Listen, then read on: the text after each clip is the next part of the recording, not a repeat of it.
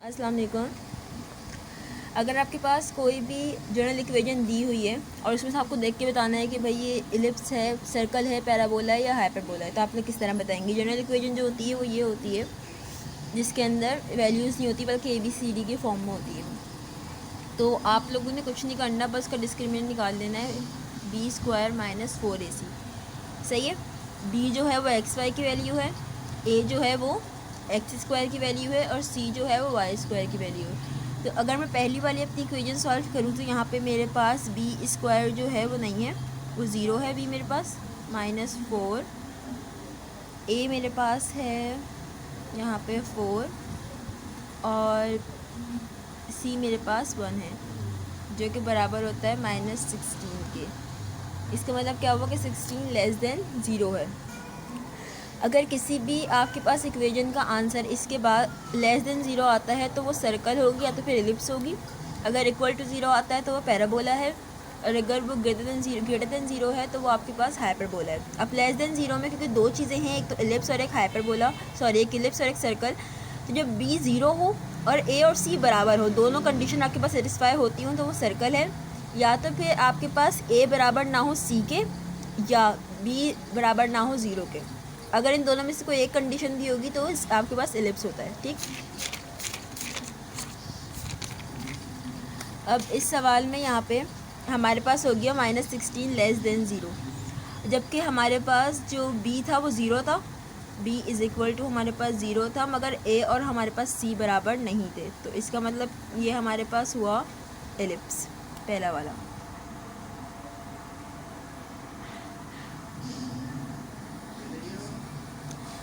अब दूसरा वाला जो है उसके अंदर अगर देखें तो उसमें हमारे पास B² जो है वो यहाँ पे भी नहीं है B, तो 0² - 4 1 -2 नहीं सॉरी 2 = -8 जो कि < हमारे पास है 0। अब यहाँ पे हमारे पास B जो है वो 0 के इक्वल है, सॉरी यहाँ पे 1 है, यहाँ पे 2 नहीं है, यहाँ पे 1 है, सॉरी। तो ये माइनस का हमारे पास 4 हो गया।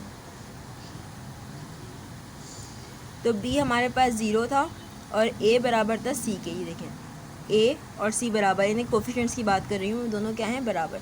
तो ये हमारे पास होगा सर्कल। अब तीसरा वाला जो सवाल है, एक सेकेंड, तीसरा वाला जो है वो हाइपरबोला है।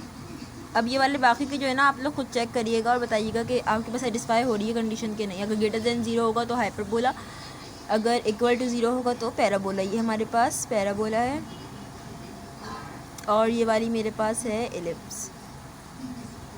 ये वाली आप लोग खुद इसे कंफर्म कर लिएगा, वेरीफाई कर लें कि इसके आंसर आपके पास भी ये आ रहे हैं कि नहीं। सबसे पहले यहाँ पे पैराबोला है, तो पैराबोला की जो लेटिस रेक्टम होता है जिसकी लेंथ होती है वो 4 मॉड होती है। वर्टेक्स जो होता है वो H के वाला बता रही हूँ मैं, नॉर्मल 0 0 वाला तो आसान ही होता है। फोकस जो असल में हमने जो पढ़ा है ना वो होता है H + A और K, या तो फिर अगर Y एक्सिस हो तो H K + A। और डायरेक्ट्रिक्स जो होती है वो होती है X = H - A और Y = K - A। ये Y एक्सिस के नहीं है, X एक्सिस के नहीं है। मगर यहाँ पे जो मैं शॉर्ट ट्रिक यूज़ कर रही हूँ उसके लिए आपके पास फोकस और जो डायरेक्ट्रिक्स है वो ये बनेंगे, यानी कि माइनस की जगह प्लस की जगह माइनस और माइनस की जगह प्लस। अब अगर आपके पास जो स्क्वायर वाली वैल्यू है ना, उसको आपने सिंपल डेरिवेट कर लेना है। जैसे यहाँ पे आपके पास y का स्क्वायर है, तो हम क्या करेंगे, y के रिस्पेक्ट से हम डेरिवेटिव ले लेंगे और x को हम कांस्टेंट ट्रीट करेंगे। x कांस्टेंट है हमारे पास, सही। और हम डेरिवेटिव लेंगे किसका, y के रिस्पेक्ट से, तो 2y - 6 = 0, क्योंकि दोनों 0 हो जाएंगे। तो यहाँ से मेरे पास y की वैल्यू आई है 3। अभी जो y की वैल्यू आई है वो मैं इस इक्वेशन में पुट कर दूँगी। जब मैं इस इक्वेशन में y की वैल्यू पुट करूँगी तो मेरे पास बनेगा 3 + 8x 3 का स्क्वायर -6 3 - 23 मेरे पास यहाँ पे बना -32 प्लस 8x, तो x मेरे पास हुआ 32 डिवाइडेड बाय 8 से 4 ज़ा मेरे पास 32 आ गया। अब जो y की वैल्यू है मेरे पास k की वैल्यू है, और जो x की वैल्यू है मेरे पास h की वैल्यू है, यानी कि यहाँ से मेरा वर्टेक्स क्या बना, मेरा वर्टेक्स बना ये 4 और 3, सही। अब लेटेस्ट रेक्टेंगल कैसे निकालते हैं, अब वो वैल्यू जो से वो सिर्फ सिंगल है, यानी कि x की है, यहाँ पे y नहीं ले सकते क्योंकि y स्क्वायर है, यहाँ पे सिर्फ x की लीनियर टर्म है मगर स्क्वायर वाली नहीं, जिसकी लीनियर टर्म होती है ना आप उसे ले लेंगे एज इट इज़। तो यहाँ पे मेरा लेटेस्ट रेक्टेंगल बना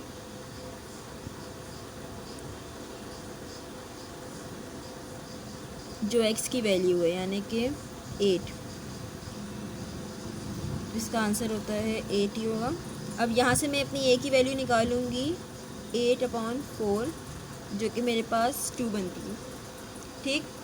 अब बचा फोकस और डायरेक्ट्रिक्स,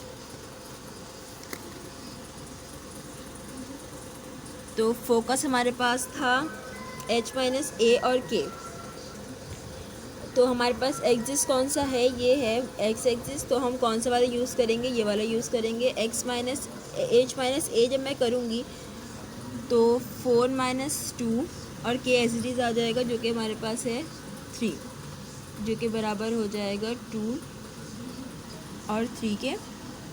फिर डायरेक्ट्रिक्स हमारे पास कौन सी हम यूज़ करेंगे, वो x एक्सिस की जो होती है वो है x = h + a, यानी कि x = h मेरे पास था 4 + 2 यानी कि 6, x - 6 = 6। अब ये चारों चीज़ें हमने निकाल ली। अब अगर यही वाला सवाल y² की जगह x² होता तो हम क्या करते, फिर हम लेते डेरिवेटिव, डिफरेंशिएट हम करते इसे x के रिस्पेक्ट से और y को हम कांस्टेंट ट्रीट करते, सही है। फिर इस तरह से हम निकाल लेते वैल्यूज़, फिर जो x की वैल्यू आती है हम इसे पुट करके y निकाल लेते और फिर सब कुछ इस तरह से होता। पैराबोला में ज़रूरी है कि आपकी जो स्क्वायर वाली टर्म है ना वो सिंगल हो, उसके साथ कुछ भी ना होगा। फॉर एग्जांपल यहाँ पे कोई आपके पास नंबर होता है या कोई अल्फ़ाबेट होता है तो आपको उससे पहले पूरी इक्वेशन डिवाइड करनी पड़ेगी, फिर आप आगे सवाल जो है वो सॉल्व करेंगे। अब यहाँ पे जो सवाल है वो है एलिप्स का, तो जब इस तरह की इक्वेशन होती है ना आपके पास तो आप लोगों को सेंटर निकालने में मसला होता है, कंप्लीट स्क्वायरिंग करनी होती है फिर सेंटर निकलता है। तो यहाँ पे जो इस वाली इक्वेशन में सेंटर जो है वो h के है आपके पास, 0 0 नहीं है, ओरिजिन पे नहीं है। तो हम कैसे निकालेंगे, सबसे पहले हम इक्वेशन को डिफरेंशिएट कर देंगे उसे किसके रिस्पेक्ट से, x के रिस्पेक्ट से। तो जब मैं इसे कर दूँगी तो ये बनेगा मेरे पास 8x, सबको 0 हो जाएगा और -16 = 0। x मेरे पास 2 आया, फिर मैं अगेन y के साथ भी यही करूँगी, पहले मैंने x के रिस्पेक्ट से लिया, अब मैं y के रिस्पेक्ट से लूँगी और अब मैं x को कांस्टेंट ट्रीट करूँगी एज अ कांस्टेंट। तो 50y + 200 = 0, तो y मेरे पास बनेगा -4। इसका मतलब है यहाँ पे फिर ये हो गया h और ये हो गई k की वैल्यू, तो सेंटर मेरे पास हो गया 2 और -4। अब इसके बाद आप क्या करें, इसकी जनरल इक्वेशन बना दें। कैसे बनेगी, हमारे पास होता है फॉर्मूला x - h, तो यह आ गया 2 whole square plus y minus k, यहाँ पे k क्योंकि माइनस में ही है तो इसलिए माइनस माइनस प्लस हो जाएगा, होल स्क्वायर = 1। अब यहाँ पे डिनोमिनेटर में क्या आएगा, जो आपके पास कोफिशिएंट y² का है आप उसको एज इट इज़ यहाँ पे x के नीचे लिख देंगे, और जो आपके पास x² का है वो आप लोग y के नीचे लिख देंगे। ये आपकी बन गई जनरल इक्वेशन, जो आपकी स्टैंडर्ड इक्वेशन जो होती है ना वो बन गई आपकी। अब इसके बाद आप लोग आसानी से वर्टिसेस वगैरह निकाल सकते हैं। वर्टिसेस हमारे पास होते हैं ±a और k, जो कि मेरे पास बनेगा यहाँ पे 2 + 5 क्योंकि ये a² है, यहाँ पे मेरे पास a² 25 है और b² 4 है, तो a यहाँ पे मेरे पास हुआ 5 और k मेरे पास है -4। एंड क्योंकि प्लस माइनस है इसका मतलब ये दो वैल्यूज़ आएंगी, 2 - 5 -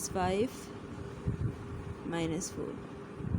ये सवाल बुक का है, अगर आप लोग चाहें तो वैल्यूज़ को वेरीफाई भी कर सकते हैं। -3 और -4 ये आगे वर्टिसेस। अब जो फोकाई वगैरह हैं वो होते हैं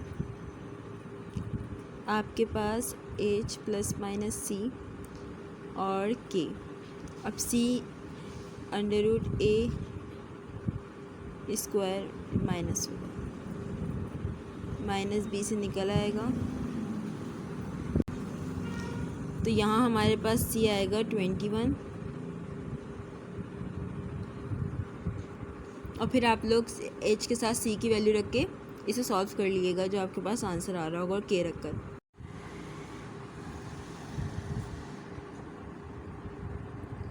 मेजर एक्सिस जो होता है वो हमारे पास 2A होता है और माइनर 2B होता है।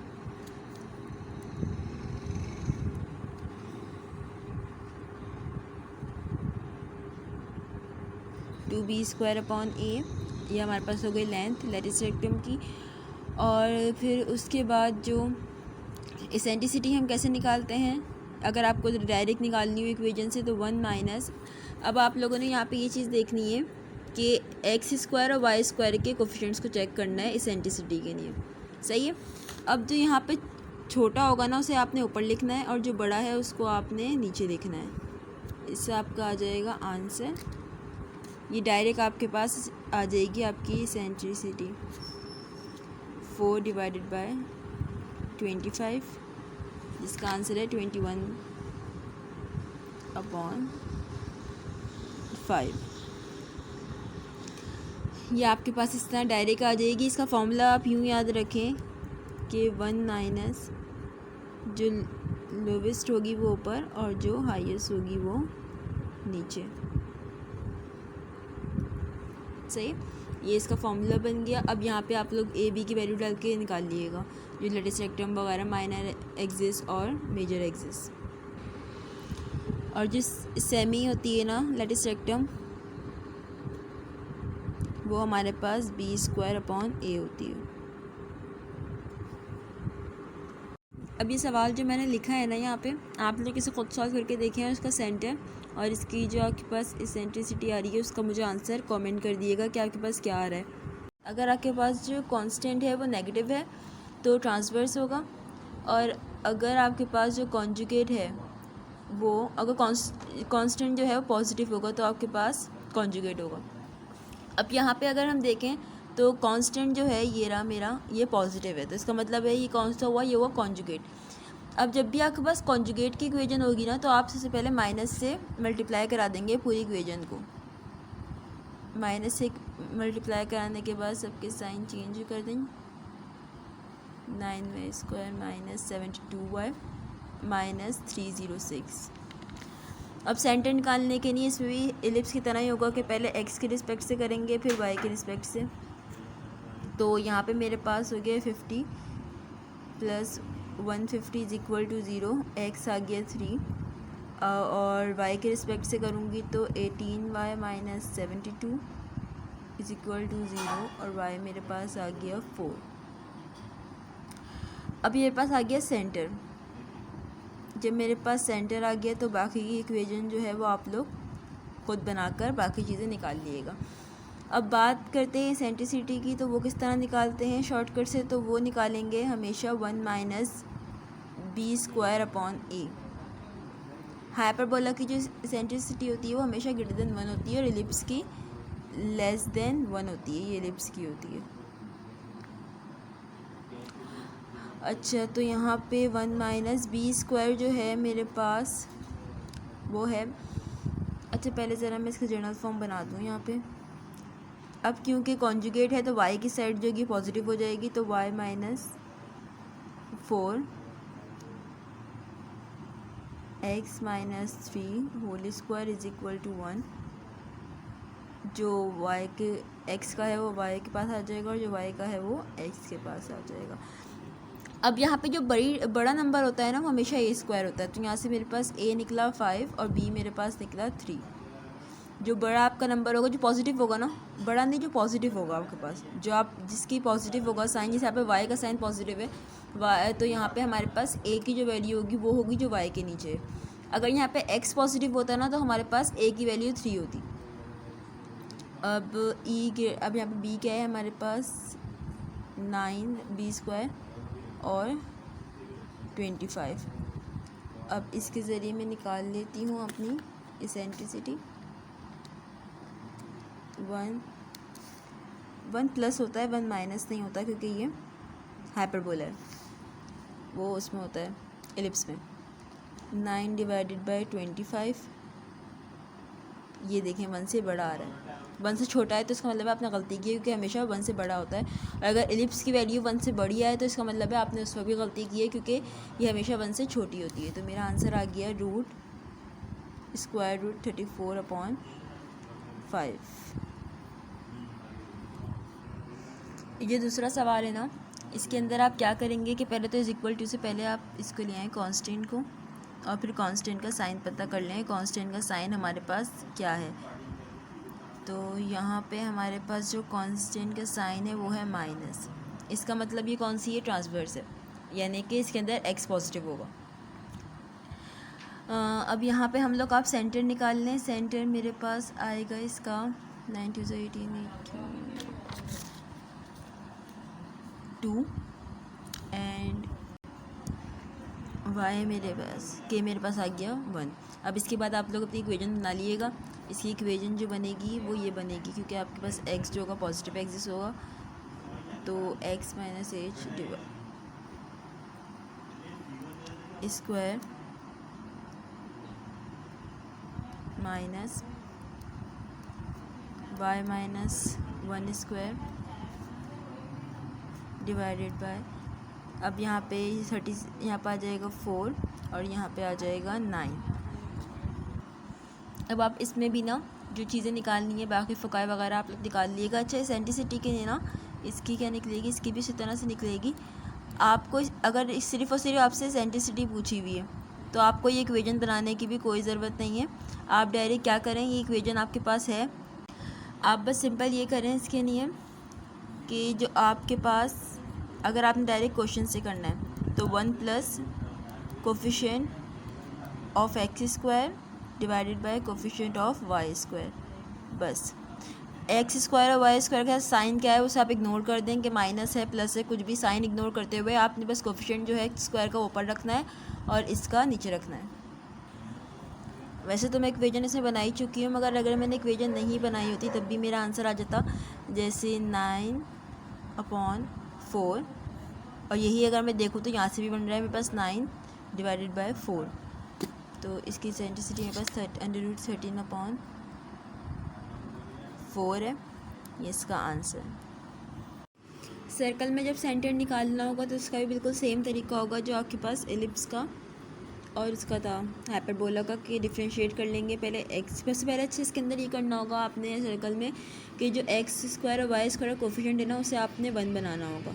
अगर 1 नहीं है तो आपने इसे करना होगा, यहाँ पे 2 है तो मैं इसे 2 से डिवाइड कर दूँगी पूरी इक्वेशन को, माइनस प्लस 4y माइनस 11/2।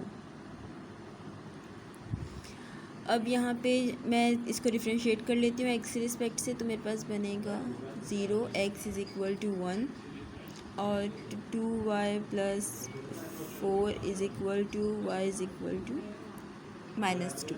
तो यहाँ पे मेरे पास सेंटर जो आया वो आया 1 और -2। अब मुझे निकालना है रेडियस, तो रेडियस का फॉर्मूला होता है g² + f² माइनस का c। यहाँ पे जो है हम इसे, जो उसकी जनरल इक्वेशन है उससे हम देख लेंगे, तो 2g यहाँ पे है 2 -2 है, साइन को भी लेंगे हम, तो g मेरे पास आ गया -1, 2f जो है वो है 4, तो f हो गया 2, और यहाँ पे c मेरे पास है -11/2। साइन को भी हमें लेना होगा, इन दो कंपेयर कर लेंगे आपस में, फिर हम r की वैल्यू इसमें रख देंगे plus 2 square minus minus plus, और ये आ गया हमारे पास इसकी वैल्यू 0 नहीं, 1 + 4 + 11/2। इसका आंसर आ रहा है r = 42/2। इस वीडियो में जो टॉपिक्स मैंने कवर किए हैं वो पूरा कोनिक सेक्शन है, सर्कल, पैराबोला, एलिप्स, हाइपरबोला। और ये मेरी आखिरी वीडियो है, इसके बाद कोई शॉर्ट ट्रिक्स की वीडियो नहीं है, बस ये लास्ट वीडियो थी।